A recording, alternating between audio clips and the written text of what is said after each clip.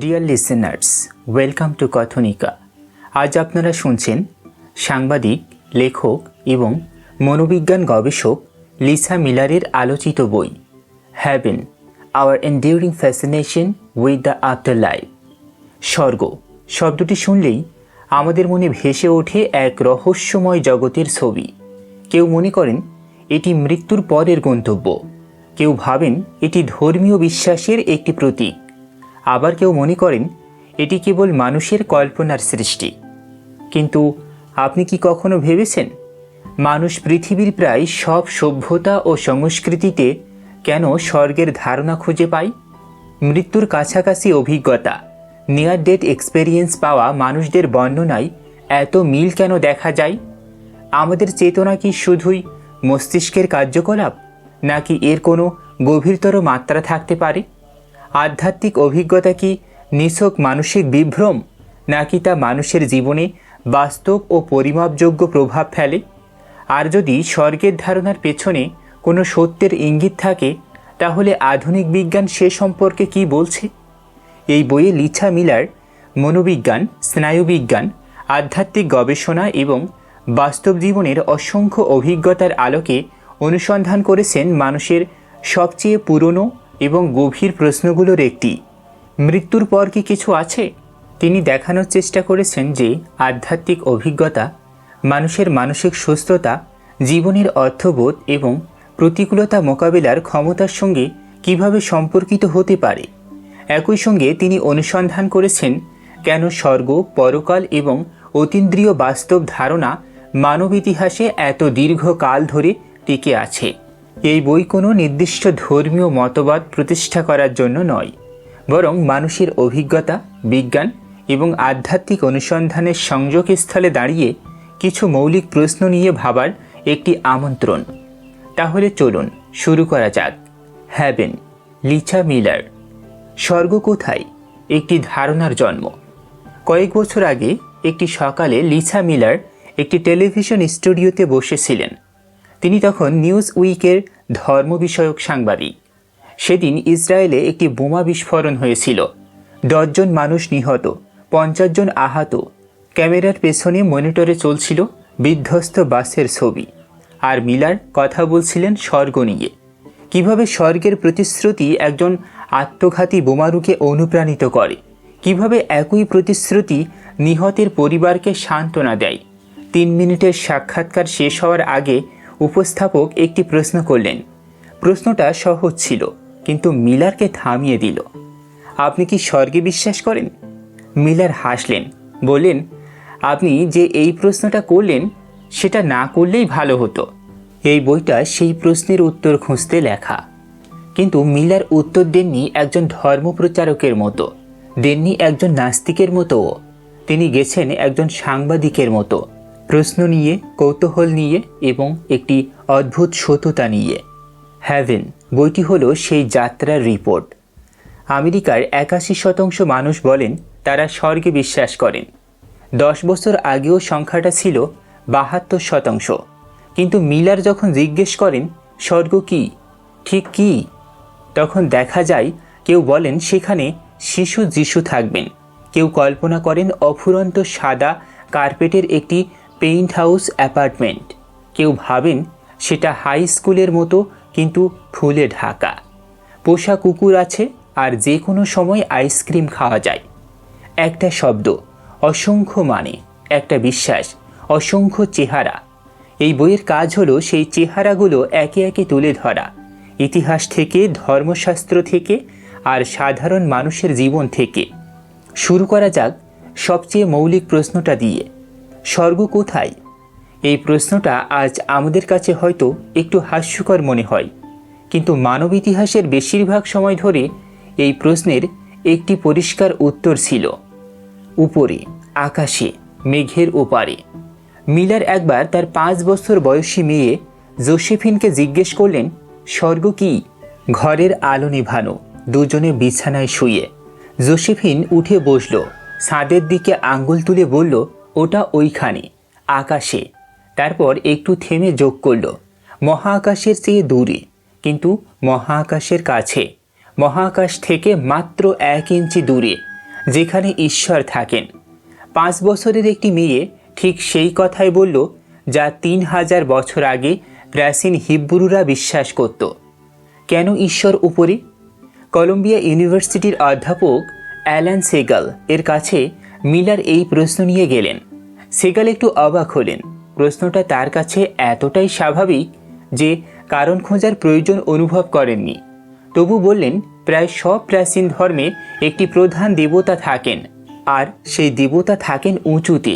গ্রিকদের দেবতা অলিম্পাস পর্বতে, ক্যানানীয়দের বৃষ্টির দেবতা বাল ছিলেন আকাশের অধিপতি।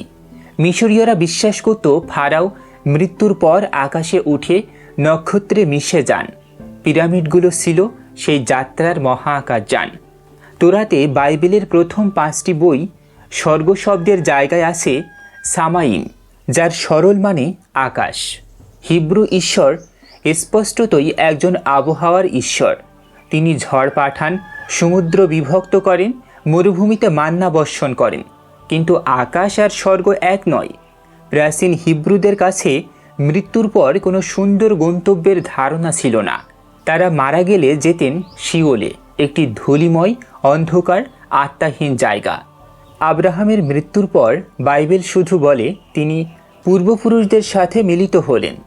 সেটা ছিল পাহাড়ের গুহায় একসাথে কবরে থাকা। তাহলে স্বর্গ, ব্যক্তিগত পুরস্কার হিসেবে স্বর্গ এলো কোথা থেকে? এখানেই ইতিহাস একটি নির্দিষ্ট মুহূর্তে আমাদের নিয়ে যায়। খ্রিস্টপূর্ব 165 সাল। জেরুজালেম তখন সিরীয় রাজা চতুর্থ অ্যান্টিওকাস এপিফেনাস এর দখলে। এই রাজা শুধু ইহুদিদের ভূমি দখল করেননি, তিনি তাদের ধর্ম নিষিদ্ধ করেছিলেন। ইহুদি হওয়া মানে মৃত্যুদণ্ড, তোরা পড়া নিষিদ্ধ, সাবাত পালন নিষিদ্ধ। জেরুজালেমের মন্দিরে তিনি গ্রিক দেবতার মূর্তি স্থাপন করলেন, শূকর বলি দিলেন পবিত্র বেদিতে। সেই রক্তাক্ত সময়ে সম্ভবত কোনো পাহাড়ের গুহায় লুকিয়ে একজন লেখক লিখলেন যে বাক্যটি চিরতরে বদলে দেবে মানুষের মৃত্যু পরবর্তী জীবনের কল্পনা।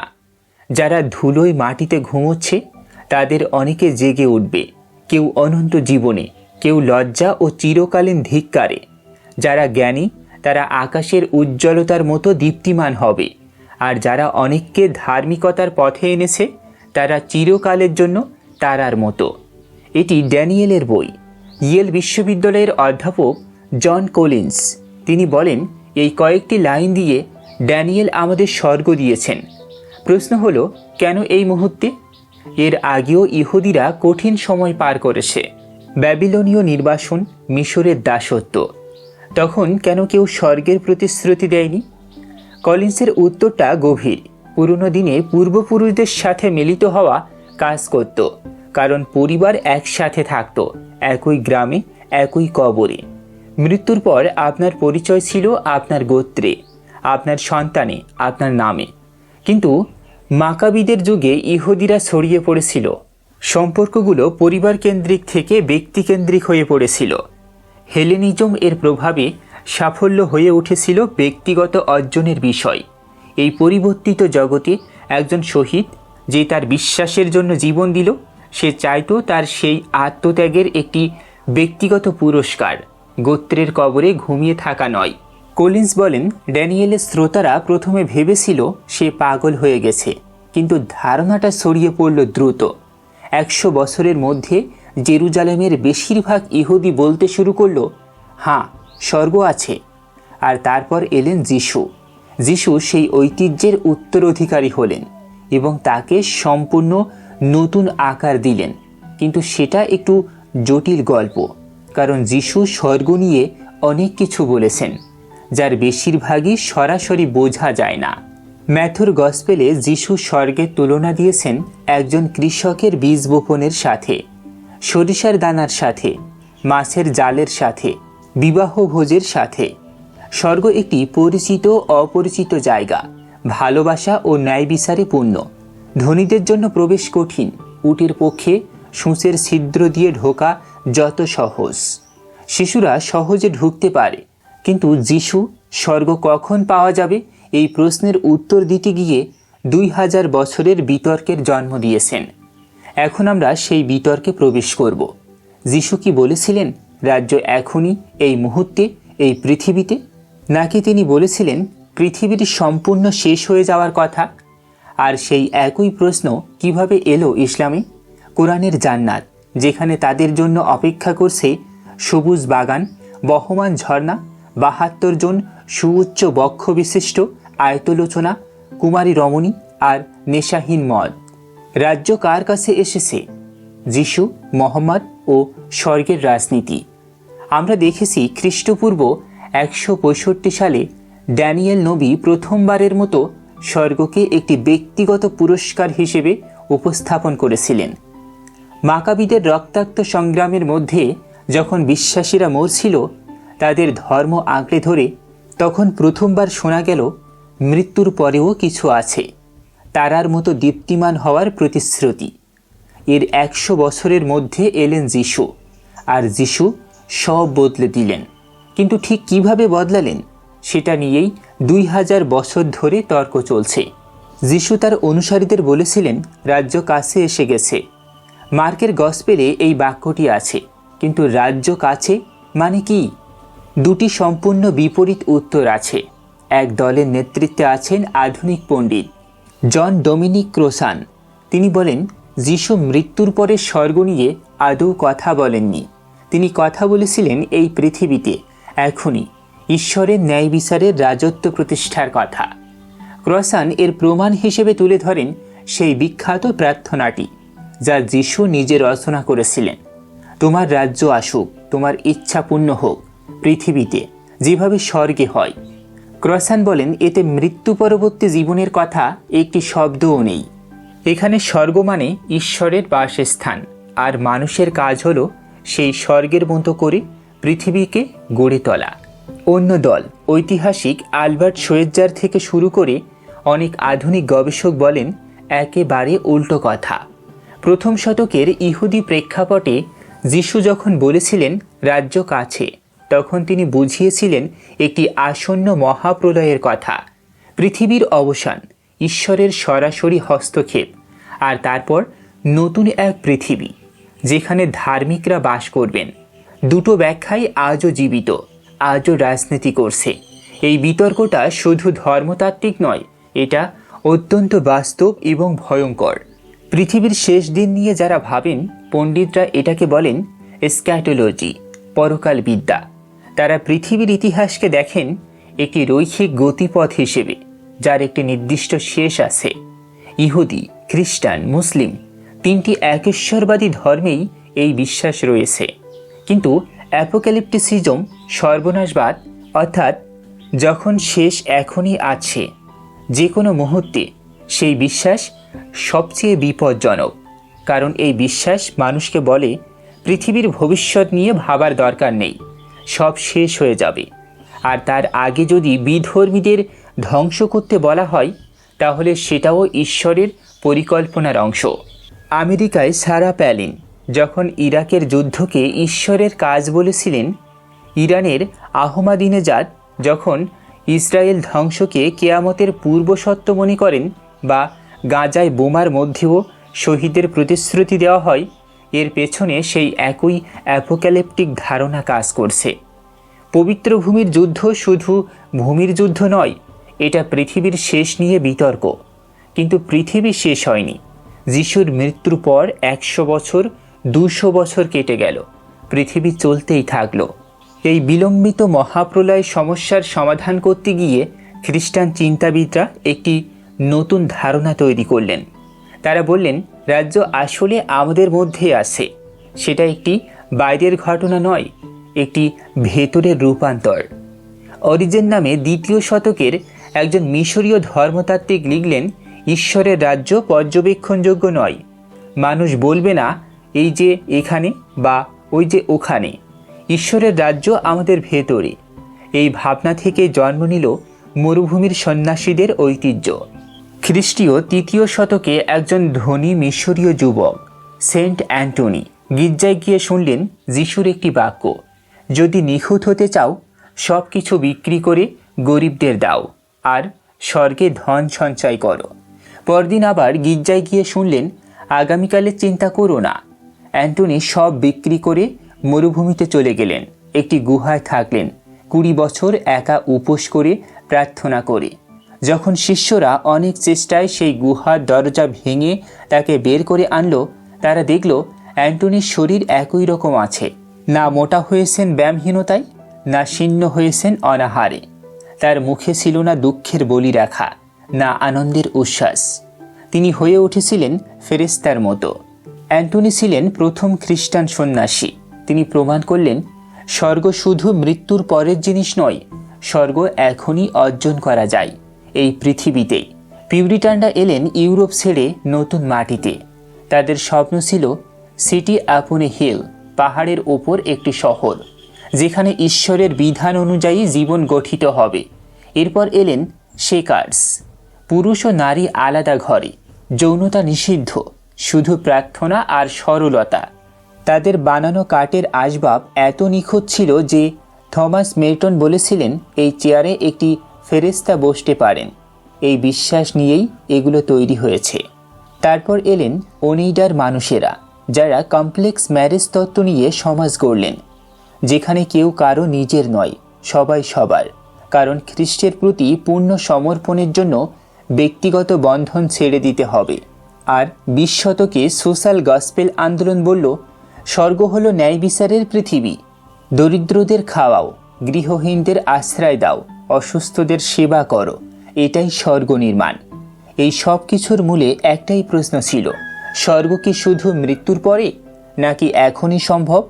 এবার আসা যাক আরব মরুভূমিতে। খ্রিস্টীয় 6ষ্ঠ শতক। হিজাজ আরব উপদ্বীপের পশ্চিম উপকূলের এই অঞ্চলটি পৃথিবীর অন্যতম কঠোর পরিবেশ। গ্রীষ্মে তাপমাত্রা 45 ডিগ্রি ছাড়িয়ে যায়। ব্রিটিশ অভিযাত্রী চার্লস ডাউটি এই মরুভূমি দেখে লিখেছিলেন, সূর্য এক অত্যাচারী হিসেবে প্রবেশ করে এই প্রান্তরে। এখানে বেদুইনদের কোনো স্বর্গের ধারণা ছিল না, মৃত্যু মানে শেষ।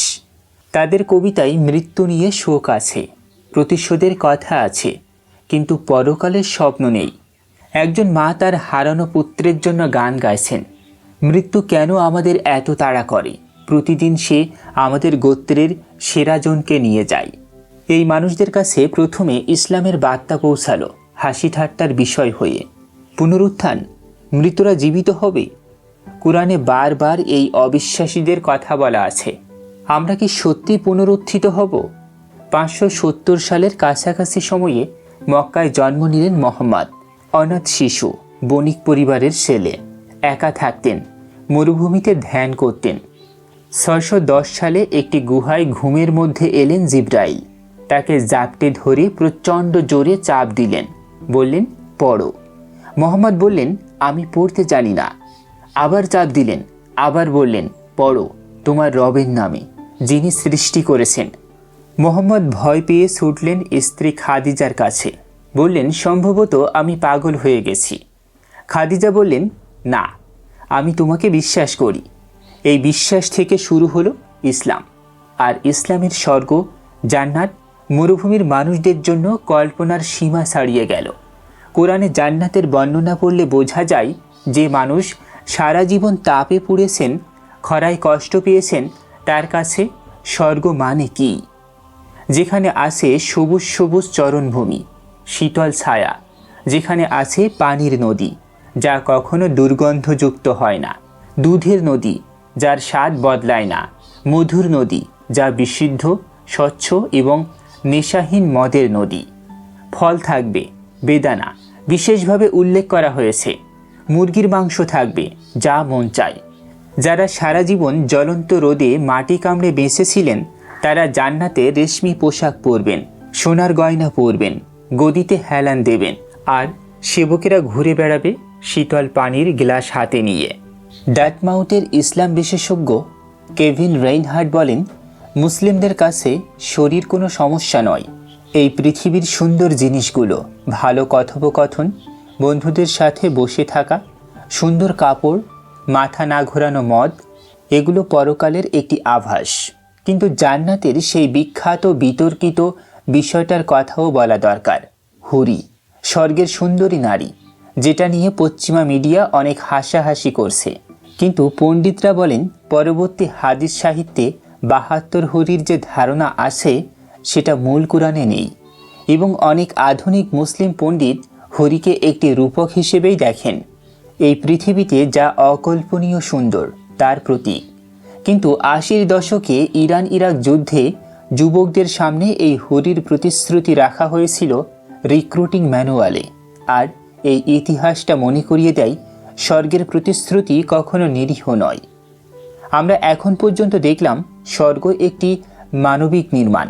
এটা তৈরি হয়েছে সুনির্দিষ্ট ঐতিহাসিক মুহূর্তে, সুনির্দিষ্ট মানুষের কষ্ট ও আকাঙ্ক্ষা থেকে। ড্যানিয়েলের স্বর্গ তৈরি হয়েছিল শহীদদের জন্য পুরস্কার হিসেবে। যিশুর স্বর্গ ছিল পৃথিবীতে ন্যায় বিচারের স্বপ্নের সাথে মিলিত। মরুভূমির আরবের স্বর্গ ছিল অসহনীয় তাপ ও তৃষ্ণার বিপরীতে শীতল ছায়া ও সবুজের স্বপ্ন। প্রতিটি স্বর্গ বলে দেয় তার স্রষ্টার কষ্ট কোথায় ছিল। কিন্তু এই যাত্রা এখানে শেষ নয়। এরপর আমাদের সামনে আসবে সবচেয়ে কঠিন প্রশ্নটি, মৃত্যুর পর কি থাকে, আত্মা নাকি দেহ ফিরে আসে? কুখ্যাত সন্ত্রাসী হামলা 9/11-এ টুইন টাওয়ারের আগুনে যারা পুড়ে গেলেন, বিচ্ছিন্ন হয়ে গেলেন, ঈশ্বর তাদেরকে ফিরিয়ে দিতে পারবেন? এই প্রশ্নের উত্তর দিতে 2000 বছর ধরে ইহুদি, খ্রিস্টান ও মুসলিম পণ্ডিতরা তর্ক করে আসছেন এবং সেই তর্কই আসলে স্বর্গের সবচেয়ে মৌলিক প্রশ্নের দিকে নিয়ে যায়। স্বর্গে আমি কে? দেহ উঠবে কি? পুনরুত্থান ও মুক্তির প্রশ্ন। আমরা দেখলাম স্বর্গের ধারণা কিভাবে মরুভূমির তৃষ্ণা থেকে জন্ম নেয়, রাজনৈতিক অস্থিরতা থেকে জন্ম নেয়। কিন্তু এখন আমাদের সামনে আসবে সবচেয়ে কঠিন প্রশ্নটি।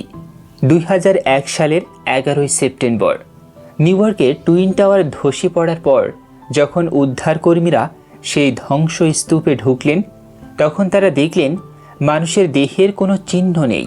আগুনে পুড়ে বিস্ফোরণে ছিঁড়ে গিয়ে ধ্বংসস্তূপের চাপায় হাজার হাজার মানুষ কার্যত অদৃশ্য হয়ে গেছেন। সেদিন একজন ধর্মযাজক উদ্ধারকর্মীদের কাছে একটি প্রশ্নের সম্মুখীন হলেন। প্রশ্নটি ছিল, এই ছাই, এই ধুলো, এই টুকরো টুকরো অবশিষ্ট, এগুলো কি ঈশ্বর ফিরিয়ে দিতে পারবেন? তাদের পরিবার কি আবার তাদের দেখতে পাবে? এই প্রশ্নের উত্তর দেওয়া সহজ নয় এবং এই প্রশ্নটিকে ঘিরেই 2000 বছর ধরে পৃথিবীর সবচেয়ে তীক্ষ্ণ মেধাবী মানুষেরা বিতর্ক করেছেন। বিতর্কটা মূলত দুটো ধারণার মধ্যে। এক, পুনরুত্থান, অর্থাৎ শেষ বিচারের দিনে মৃতদেহের দেহ আবার জীবিত হয়ে উঠবে, আত্মা ও দেহ একত্রিত হবে। এটা ইহুদি, খ্রিস্টান ও মুসলিম অর্থোডক্স বিশ্বাসের কেন্দ্র। 2, আত্মার অমরত্ব, অর্থাৎ মৃত্যুর পর দেহ পচে যায় কিন্তু আত্মা বেঁচে থাকে এবং ঈশ্বরের দিকে উঠে যায়। এটা মূলত গ্রিক দার্শনিক প্লেটোর ধারণা। তিনি বলেছিলেন দেহ আত্মার একটি খাঁচা, মৃত্যু সেই খাঁচা থেকে মুক্তি। লিসা মিলার লিখেছেন, এই দুটো দৃষ্টিভঙ্গির মধ্যে তিনি অর্থোডক্স দৃষ্টিভঙ্গিটাই বেশি পছন্দ করেন, কারণ এটা বেশি কঠিন, বেশি সাহসী। যদি ঈশ্বর সত্যিই মৃতদের দেহ ফিরিয়ে আনতে পারেন, তাহলে তিনি সত্যিই সর্বশক্তিমান, আর তাহলে স্বর্গের বাকি সব প্রতিশ্রুতিও সত্যি হতে পারে। পুনর্মিলন, বাগান ভোজ, ভালোবাসা। কিন্তু যদি পুনরুত্থান না থাকে, তাহলে স্বর্গ একটু শিশুতোষ মনে হয়। হিব্রু বাইবেলে ইজিকিয়েল নবীর দৃশ্য আছে। তিনি দেখেছেন একটি বিশাল উপত্যকা, শুধু শুকনো হাড়ে ভরা। ঈশ্বর তাকে জিজ্ঞেস করলেন, এই হাড়গুলো কি বাঁচতে পারবে? ইজিকিয়েল বললেন, হে প্রভু, আপনি জানেন। তখন ঈশ্বর হুকুম করলেন, আর হাড়গুলো কাছে এলো, পরস্পর জুড়ে গেল। তাদের উপর এলো পেশি, মাংস, ত্বক, তারপর বাতাস এলো, আর সেই হাড়গুলো উঠে দাঁড়ালো পূর্ণাঙ্গ মানুষ হিসেবে, এক বিশাল জীবন্ত বাহিনী হয়ে। অর্থোডক্স ইহুদিরা বলেন এই দৃশ্য শারীরিক পুনরুত্থানের প্রমাণ। হার্ভার্ডের জন লেভেনসন বলেন, পুনরুত্থানের বিশ্বাস ইহুদি ধর্মে এতটাই গভীর যে এটা ছাড়া ইহুদি থাকা সম্ভব নয়।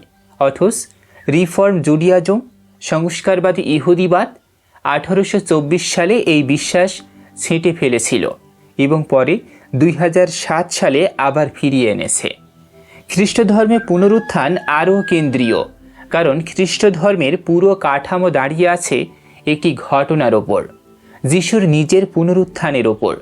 যিশুর শিষ্যরা যখন তৃতীয় দিনে কবরের পাথর সরিয়ে দেখলেন যিশুর শরীর সেখানে নেই, তারা একটাই সিদ্ধান্তে পৌঁছালেন, তিনি উঠে গেছেন শারীরিকভাবে।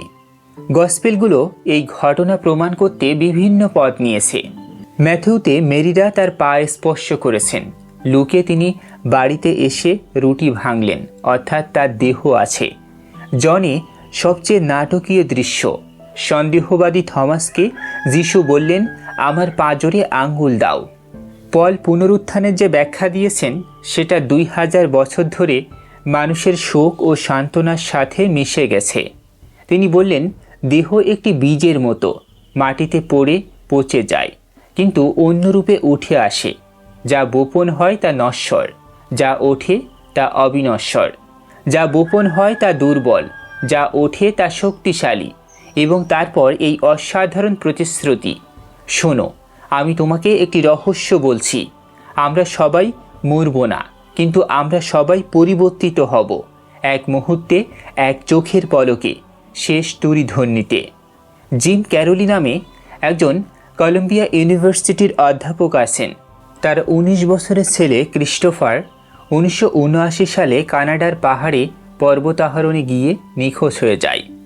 তার শরীর কোনো দিন পাওয়া যায়নি। সেই বছর থ্যাঙ্কসগিভিংয়ে ক্যারলি গাড়ি চালাচ্ছিলেন আর ভাবছিলেন একটি গাছের মধ্যে গাড়ি ঢুকিয়ে দেবেন। তিনি বাইবেল পড়তে শুরু করলেন আর পলের সেই বিখ্যাত লাইনগুলো পড়ে থামলেন, চোখের পলকে, শেষ তূরিধ্বনিতে। ক্যারলি বললেন, এটা পড়ে তিনি বিশ্বাস করলেন ক্রিস্টোফার তার দেহ নিয়ে স্বর্গে আছে এবং তারা আবার দেখা করবেন। যদি এটা বিশ্বাস না করতাম, তিনি বললেন, আমি পাগল হয়ে যেতাম, আমি লোক ভাড়া করে সেই পাহাড় কেটে ফেলতাম।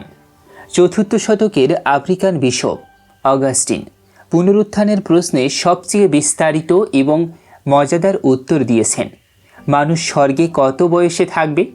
অগাস্টিন বলেন 30 বছর বয়সে, কারণ সেটা যিশুর মৃত্যুর বয়স। যারা মোটা ছিলেন তারা চিকন হবেন, যারা খুব রোগা ছিলেন তারা ওজনে বাড়বে। বিকলাঙ্গ মানুষের শরীর নিখুঁত হবে, তবে শহীদদের ক্ষত চিহ্ন থাকবে, কারণ সেগুলো তাদের সাহসের মেডেল। মেয়েরা মেয়ে থাকবে, ছেলেরা ছেলে থাকবে, কিন্তু স্বর্গে যৌনতা নেই, বিবাহ নেই। যিশু নিজেই এটা বলেছিলেন। অগাস্টিন বলেন, মানুষ শরীরের পুরনো আনন্দের স্মৃতি রাখবেন, কিন্তু সেই পুরনো স্মৃতি কোনো লালসা তৈরি করবে না। স্বর্গে কি করবেন তখন? অগাস্টিনের উত্তর, চোখ বন্ধ করেও ঈশ্বরকে দেখবেন, পাখির চেয়েও দ্রুত চলতে পারবেন, সময় হবে এক অবিরাম বিশ্রামবার। টাম্পা, ফ্লোরিডার একজন ভিয়েতনাম যুদ্ধের প্রবীণ ওয়েন রিজলি কখনো অগাস্টিনের নাম শোনেননি, কিন্তু তিনি জানেন স্বর্গে তার 2টো পা থাকবে। একটি মর্টার বিস্ফোরণে তার ডান পা প্রায় উড়ে গিয়েছিল। সেই থেকে ব্যথা আর অস্থিরতা তার নিত্য সঙ্গী। তিনি বলেন, ঈশ্বর আমার লোক, স্বর্গে আমার পা ঠিক হবে, আর ঈশ্বর যদি পারেন তাহলে মাথাটাও ঠিক করবেন। এবার আসা যাক স্বর্গে যাওয়ার পথের প্রশ্নে, কাজ নাকি অনুগ্রহ? এই বিতর্কটা লিসা মিলারের ভাষায় ধর্মের সবচেয়ে বড় ওয়েজ ইস্যু, বিভেদ সৃষ্টিকারী বিষয়। প্রথম প্রশ্ন, আপনার ধর্মটা কি একমাত্র পথ? এই প্রশ্নটা 2008 সালে বারাক ওবামাকে করা হয়েছিল। বিলি গ্রাহাম এর ছেলে ফ্র্যাঙ্কলিন গ্রাহাম সরাসরি জিজ্ঞেস করলেন, আপনি কি বিশ্বাস করেন যিশুই একমাত্র পথ নাকি একটি পথ? ওবামা সতর্কভাবে উত্তর দিলেন, আমার জন্য যিশুই একমাত্র পথ, কিন্তু অন্যদের বিচার করার অবস্থানে আমি নেই। পরে সাংবাদিকদের কাছে তিনি আরও স্পষ্ট করলেন, তার মা ছিলেন অ্যাগনোস্টিক, খ্রিস্টান নয়। আমি বিশ্বাস করি না যে আমার মা নরকে গেছেন। দ্বিতীয় প্রশ্ন, যদি ধর্ম পথ হয় তাহলে সেই পথে কিভাবে হাঁটতে হবে? একটু থামুন, ইতিহাসটা পরিষ্কার করা দরকার। মধ্যযুগের ক্যাথলিক চার্চ একটি অদ্ভুত হিসাব নিকেশের ব্যবস্থা তৈরি করেছিল। পাপ মাপা যায়, পুণ্য মাপা যায়, আর ইন্ডালজেন্স কিনলে নরকের সময় কমে। দ্বিতীয় পোপ আরবান 1095 সালে ঘোষণা করলেন, যারা ক্রুসেডে যাবেন তাদের সব পাপ মাপ, সরাসরি স্বর্গে যাবেন তারা। এই ব্যবস্থার বিরুদ্ধে বিদ্রোহ করলেন মার্টিন লুথার। তিনি বললেন, স্বর্গ কেনা যায় না, মানুষ নিজের কর্মে স্বর্গ পাওয়ার যোগ্য নয়, একমাত্র ঈশ্বরের অনুগ্রহই মানুষকে বাঁচাতে পারে। জন ক্যালভিন আরও এগিয়ে গেলেন। তিনি বললেন, ঈশ্বর পৃথিবী তৈরির আগেই ঠিক করে রেখেছেন কে বাঁচবে কে বাঁচবে না। এই তত্ত্বের নাম প্রিডেস্টিনেশন, পূর্ব নির্ধারণ। আপনি কিছু করে স্বর্গ পাবেন না, না করেও পাবেন না, ঈশ্বরের ইচ্ছাই চূড়ান্ত। এই বিতর্ক আজও চলছে। 2008 সালের পিউ জরিপে দেখা গেছে 1/3 আমেরিকান খ্রিস্টান মনে করেন ভালো মানুষ হওয়াই স্বর্গের পথ। অন্য 1/3 মনে করেন শুধু যিশুতে বিশ্বাস, আর বাকি 1/5 হয় স্বর্গে বিশ্বাস করেন না অথবা জানেন না কি বিশ্বাস করবেন। এমনকি বিলি গ্রাহাম নিজে শেষ বয়সে বলেছিলেন, ভালো ইহুদি, মুসলিম, হিন্দু বা বৌদ্ধ স্বর্গে যাবে কি না সেটা শুধু ঈশ্বর জানেন। ঈশ্বরের ভালোবাসা পরিপূর্ণ। এই কথা বলার পর তাকে অনলাইনে ধর্মদ্রোহী বলা হলো। আর পার্গেটরি বা নরকযন্ত্র, সেটা ক্যাথলিক চার্চের একটি মধ্যবর্তী স্থান। যারা খুব ভালো নয় কিন্তু খুব খারাপও নয়, তারা মৃত্যুর পর সেখানে শুদ্ধ হন। ইহুদিদের কাদ্দেশ প্রার্থনা মূলত একই কাজ করে, মৃত মানুষদের আত্মাকে ওপরে উঠতে সাহায্য করে। ইসলামে আছে বাসরাক, মৃত্যু ও পুনরুত্থানের মাঝখানের এক অদৃশ্য সময়কাল, যেখানে 2 ভয়ানক ফেরেশতা প্রশ্ন করে বেড়ান। 3টি ধর্মেই ধারণা আছে মৃত্যু ও চূড়ান্ত স্বর্গের মাঝে একটা অপেক্ষার জায়গা আছে। এত প্রশ্ন, এত বিতর্ক, কিন্তু মানুষ ক্লান্ত হয়নি, কারণ এই প্রশ্নগুলো আসলে একটাই প্রশ্নের মুখোশ। সেই প্রশ্ন হলো, আমার মৃত প্রিয়জন কোথায়? আমি কি তাকে আবার দেখব? এরপর আমরা সেই মানুষদের কথা শুনব যারা বলেন তারা স্বর্গ দেখেছেন, মৃত্যুর দরজায় গিয়ে ফিরে এসেছেন। আর মধ্যযুগের সেই দার্শনিককে দেখব যিনি এক অপূর্ণ প্রেমের স্মৃতি নিয়ে সারা জীবন লিখলেন স্বর্গের কথা, এবং তার সেই লেখা পাল্টে দিল পৃথিবীর মানুষের কল্পনা। তার নাম ডেনেট। যারা স্বর্গ দেখেছেন, দূরদর্শীরা, ডেনেট এবং প্রিয়জনদের সঙ্গে মিলন। এতক্ষণ আমরা দেখলাম পুনরুত্থানের প্রশ্ন কতটা জটিল, দেহ থাকবে কিনা, মুক্তি কিভাবে পাওয়া যায়। কিন্তু এখন আমরা সেই সব মানুষদের কথা শুনব যারা বলেন তারা নিজেরা স্বর্গে গিয়েছেন, ফিরে এসেছেন এবং যা দেখেছেন তা বলেছেন। এই গল্প 4000 বছরের পুরনো। ডন পাইপার একজন আমেরিকান যাজক। 1989 সালে টেক্সাসে একটি ট্রাক তার গাড়িকে পিষে দিয়ে চলে যায়। উদ্ধারকর্মীরা তাকে মৃত বলে ঘোষণা করেন। একটি প্লাস্টিকের চাদর দিয়ে তাকে ঢেকে দেওয়া হয়। 90 মিনিট পর তিনি বেঁচে ওঠেন। এই ঘটনার পর ডন পাইপার বলেন, সেই 90 মিনিট তিনি স্বর্গের দরজায় ছিলেন। সেখানে তিনি দেখলেন তার দাদা দাদি, স্কুলের বন্ধু, একজন প্রিয় শিক্ষক, সবাই তাকে স্বাগত জানাচ্ছেন। দরজার ওপার থেকে এত সুন্দর আলো আসছিল যে তিনি আর কিছু দেখতে পাচ্ছিলেন না।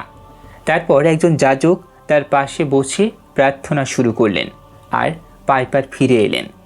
তার লেখা বই 90 মিনিটস ইন হ্যাভেন, বইটি 2 বছরের বেশি সময় ধরে বেস্ট সেলার তালিকায় ছিল। কয়েক লক্ষ মানুষ কিনেছেন। ডন পাইপার কি সত্য বলেছেন, নাকি এটা মৃত্যুর মুহূর্তে মস্তিষ্কের রাসায়নিক প্রতিক্রিয়া? ইউনিভার্সিটি অফ পেনসিলভেনিয়ার নিউরোসায়েন্টিস্ট অ্যান্ড্রু নিউবার্গ তিনি বলেন, মৃত্যুর সময় 2টি স্নায়ুতন্ত্র একসাথে চালু হয়, যা সাধারণত একে অপরের বিপরীতে কাজ করে। এই দুটো একসাথে চালু হলে মানুষ একসঙ্গে অনুভব করেন শরীর থেকে বেরিয়ে যাওয়ার অনুভূতি এবং অত্যন্ত স্পষ্ট দৃষ্টি। কেটামিন নামের একটি ওষুধ দিয়ে কৃত্রিমভাবে এই অবস্থা তৈরি করা সম্ভব। আর সেই অবস্থায় মানুষ একই ধরনের আলো, সুড়ঙ্গ এবং প্রিয়জনের মুখ দেখতে পান। কিন্তু ভার্জিনিয়া ইউনিভার্সিটির সাইকোলজিস্ট এমিলি উইলিয়াম কেলি বলেন, এটা যথেষ্ট ব্যাখ্যা নয়, কারণ কিছু মানুষ এমন জিনিস বলে এসেছেন যা মৃত্যুর আগে জানতেন না এবং পরে সত্যি প্রমাণিত হয়েছে। কেলি বলেন, মস্তিষ্ক যখন প্রায় বন্ধ তখনও মানুষ এই অভিজ্ঞতা পাচ্ছেন। আমাদের বর্তমান বিজ্ঞান এটা ব্যাখ্যা করতে পারে না। লিসা মিলার একজন সাংবাদিকের সততা নিয়ে বলেন, আমি বিশ্বাস করি তারা যা দেখেছেন বলেছেন তা সত্যিই দেখেছেন, কিন্তু এটা স্বর্গের প্রমাণ নয়। স্বর্গ বিশ্বাসের বিষয়, প্রমাণের বিষয়। কিন্তু এই দূরদর্শীদের মধ্যে এক ব্যক্তি আছেন যার কথা আলাদা করে বলতেই হবে। তার নাম দান্তে আলিঘিয়েরি, 13 শতকের ইতালীয় কবি। ফ্লোরেন্সের পথে একদিন তিনি এক কিশোরীকে দেখেন। তাদের চোখাচোখি হয়, হাসি বিনিময় হয়, কিন্তু সেই মেয়ে বিয়াট্রিস অন্য কাউকে বিয়ে করেন। ডেনেটও বিয়ে করেন অন্যত্র। বিয়াট্রিস অল্প বয়সে মারা যান। সেই অসম্পূর্ণ প্রেমের ভার বহন করে ডেনেট লিখলেন ডিভাইন কমেডি, ইতিহাসের অন্যতম শ্রেষ্ঠ সাহিত্যকর্ম। 14,233 লাইনের এই কবিতায় তিনি নরক, শোধনস্থান এবং স্বর্গে ভ্রমণ করেন। তার আগে যারা স্বর্গ দেখেছেন বলে লিখেছেন, তারা সব ঘটনা বলেছেন সত্য ঘটনা হিসেবে। টান্ডেল নামের একজন মধ্যযুগীয় নাইট স্ট্রোকের পর স্বর্গ দেখেছেন বলে বলেন, এবং সেই দর্শনে দেখেন স্বর্গের বিভিন্ন স্তর। প্রথমে খুব খারাপ নয় এমন মানুষদের জন্য একটি জায়গা, তারপর খুব ভালো নয় এমনদের জন্য সুন্দর ফুলের মাঠ, কিন্তু মন্দ নয়। আরও ওপরে শহীদ, সন্ন্যাসী, সতীদের জন্য আলাদা আলাদা স্তর। টান্ডেল স্বর্গের সন্ন্যাসীদের এলাকায় দেখেন ধূসর ও বেগুনি রেশমের তাঁবু। তাঁবুর ভেতর থেকে ভেসে আসছে তারের যন্ত্র, ড্রাম, বাঁশির সুর। উপরে আকাশ থেকে সোনালি শিকলে ঝুলছে গেলাস, সুগন্ধি, ফুল, ঘণ্টা, সোনার গোলক। ফেরেশতারা যখন তার মধ্য দিয়ে উড়ে যায়, সেই ঝুলন্ত জিনিসগুলো স্পর্শ করে। সৃষ্টি হয় পৃথিবীর সবচেয়ে মৃদু মধুর সঙ্গীত। কিন্তু ডেনেট অন্যরকম। তিনি শুধু সত্যি ঘটনা বলছেন না, তিনি শিল্পও তৈরি করছেন। আর তার সবচেয়ে সাহসী কাজটি হলো তার স্বর্গের পথপ্রদর্শক বেছে নেওয়া। কোনো ফেরেশতা নয়, কোনো নবী নয়, বিয়াট্রিস, সেই মেয়ে যাকে তিনি পথে দেখেছিলেন, যার সাথে তার মিলন হয়নি। সাহিত্য সমালোচক হ্যারল্ড ব্লোম বলেছেন, পশ্চিমা সাহিত্যের দীর্ঘ ইতিহাসে বিয়াট্রিসকে স্বর্গের পথপ্রদর্শক করা ডেনেটের সবচেয়ে উদ্ধৃত, সবচেয়ে অসাধারণ কাজ। প্যারাডিসোতে ডেনেট যখন বিয়াট্রিসের পেছনে স্বর্গের স্তরে উঠতে পারেন, চারিদিকে শুধু আলো। ডেনেটের স্বর্গ আলোর কবিতা। শুরুতে আলো বায়ুর মতো চারিদিকে ছড়িয়ে আছে। যত ওপরে ওঠেন আলো তত তীব্র হয়। বিয়াট্রিসের চোখ থেকে আলো বের হয়। ডেনেট তাকিয়ে থাকতে পারেন না, মাথা নিচু হয়ে যায় তার, সে প্রায় অজ্ঞান হয়ে যায়।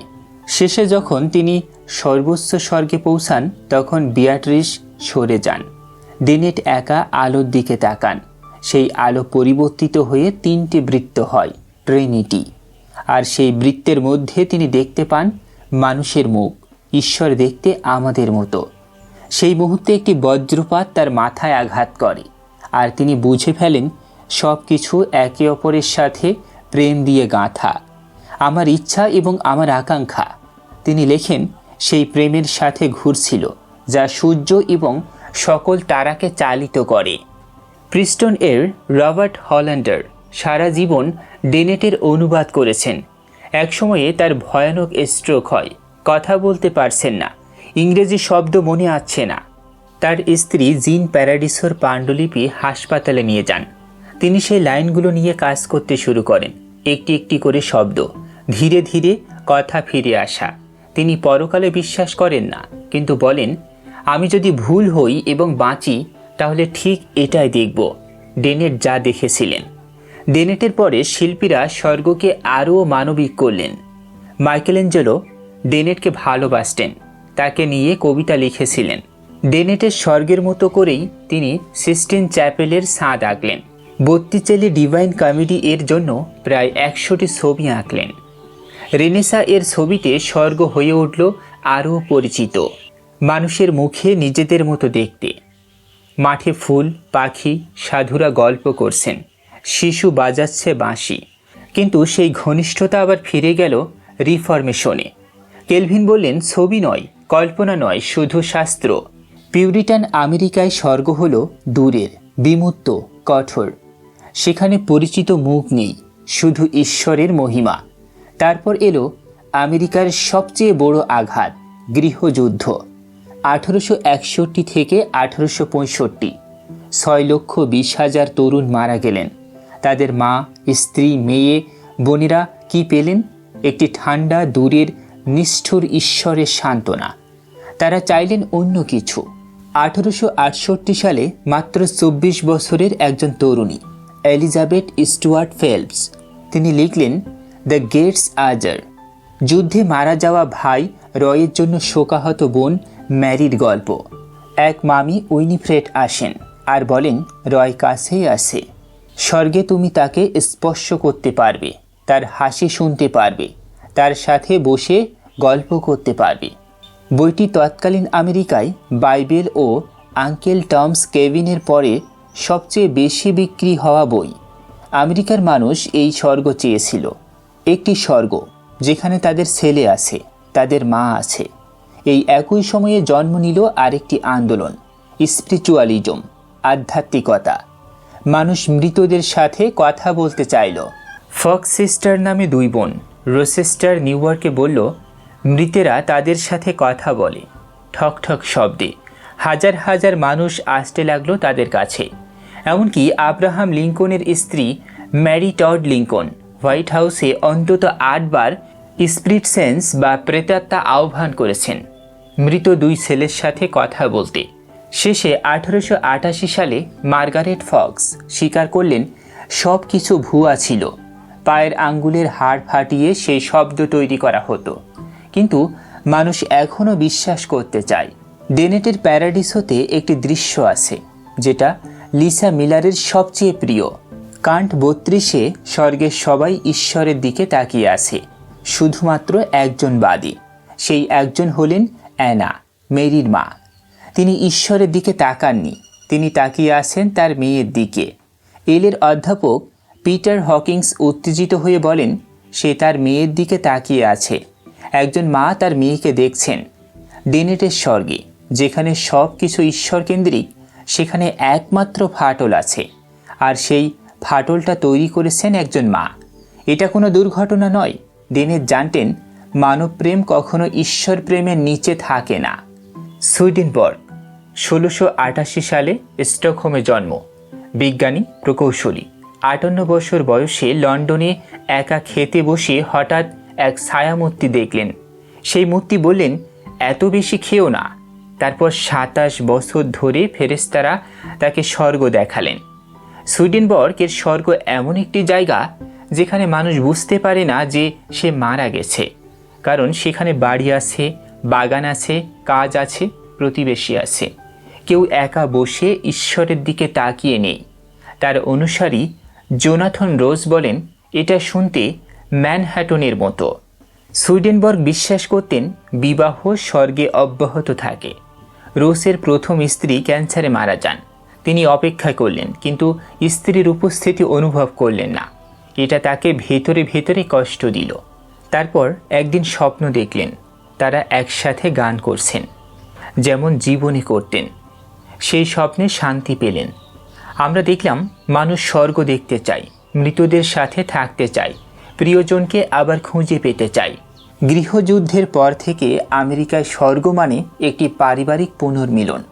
কিন্তু এই ধারণা কি সত্যি শান্তি দেয়, নাকি আধুনিক মানুষ এখন ভিন্ন একটি প্রশ্ন করছে? স্বর্গ কি আদৌ আকর্ষণীয়, চিরকাল থাকতে চাওয়ার মতো একটি জায়গা? এরপর আমরা সেই প্রশ্নটি করব আর দেখব লিসা মিলার নিজে কিভাবে এই যাত্রা শেষ করেছেন। স্বর্গ কি বিরক্তিকর, এবং লিসা মিলার এর উত্তর।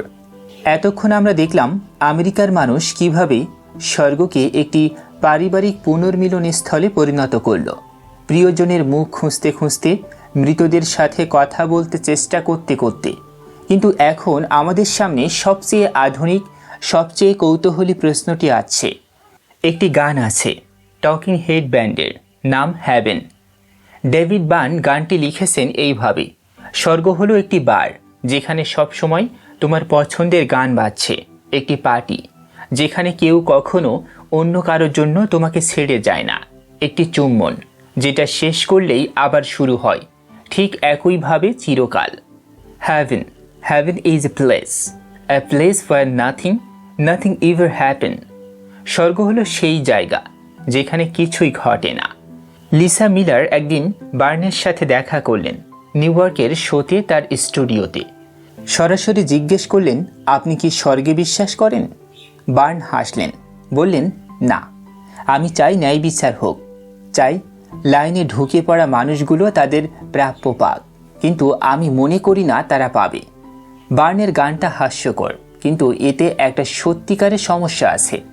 আধুনিক আমেরিকায় স্বর্গের সমস্যাটা হলো কেউ স্বর্গ চায় না। মার্ক টোয়েন 1909 সালে লিখেছিলেন, অনন্তকাল ধরে স্তুতি গান গাওয়া এবং পাম ডাল নাড়া, এর চেয়ে সময় নষ্টের ভালো উপায় মানুষ বের করতে পারেনি। একজন ইহুদি ধর্মগুরু পাল্টা ব্যাখ্যা দিলেন এভাবে, ধরুন আপনি ক্রুজ ভ্রমণ ভালোবাসেন, কেউ আপনাকে একটা বিনামূল্যের আলাস্কা ক্রুজ দিল, কিন্তু সেই ক্রুজ চলবে অনন্তকাল। একই হিমবাহ, একই তিমি, বছরের পর বছর। স্টারবাকসের কাপে একবার লেখা হয়েছিল, heaven is totally overrated. The সিম্পসনে একটি এপিসোড আছে, মার্স তার প্রোটেস্ট্যান্ট স্বর্গে যান। সেখানে বিরক্ত মুখের মানুষেরা পোলো শার্ট পরে ব্যাডমিন্টন খেলছে। বাট আর হোমার এর ক্যাথলিক স্বর্গে চলছে মেক্সিকান উৎসব আর আইরিশ বার। এই সব হাসির পেছনে একটা বাস্তব কারণ আছে। আধুনিক পশ্চিমা মানুষের জীবনে বাইবেলের স্বর্গের অনেক প্রতিশ্রুতি আগেই পূরণ হয়ে গেছে। কোরআনে জান্নাতে নদী আছে, ফল আছে, মাথা না ঘোরানো পানীয় আছে। ওয়ালমার্টে বছরের সব ফল পাওয়া যায়। সুপারমার্কেটে অ্যালকোহল মুক্ত বিয়ার আছে। যিশু বলেছিলেন অনেক মঞ্জিল আছে। আমেরিকায় হাউজিং বাবেলের সময় 70% মানুষ নিজের বাড়ির মালিক। এই পৃথিবীটাই এতটা ভালো হয়ে গেছে যে মানুষ আর পরের জীবনের জন্য তীব্রভাবে উদ্গ্রীব নয়। কিন্তু আধুনিক মানুষ স্বর্গকে পুরোপুরি ছাড়েনি, তারা শুধু নিজের মতো করে তৈরি করে নিয়েছে। অ্যালিস সোবাল্টের উপন্যাস দ্য লাভলি বোনস 77 সপ্তাহ নিউ ইয়র্ক টাইমস বেস্ট সেলারে ছিল।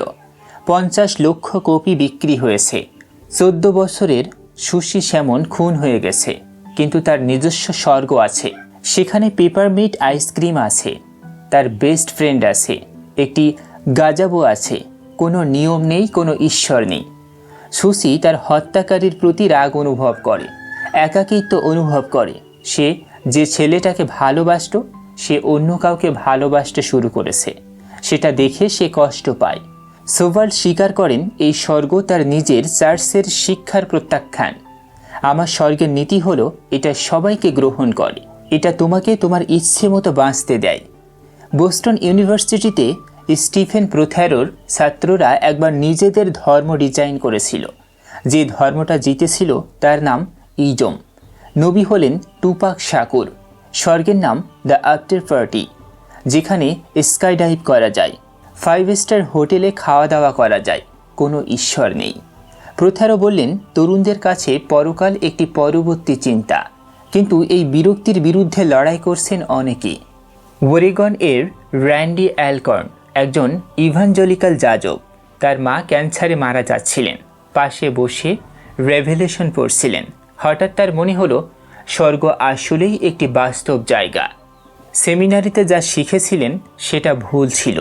তিনি বাইবেল পড়ে বের করলেন স্বর্গ হবে একটি নতুন পৃথিবীতে, যেখানে নদী আছে, পার্ক আছে, জাদুঘর আছে, খেলার মাঠ আছে, শহর আছে। New Portland, the new Boston. কোনো লিডার নেই, কোনো অপরাধ নেই। তার বই হ্যাভেন রক্ষণশীল খ্রিস্টানদের কাছে অত্যন্ত জনপ্রিয়। রিক ওয়ারেন বলেছেন স্বর্গ নিয়ে এটাই সেরা বই।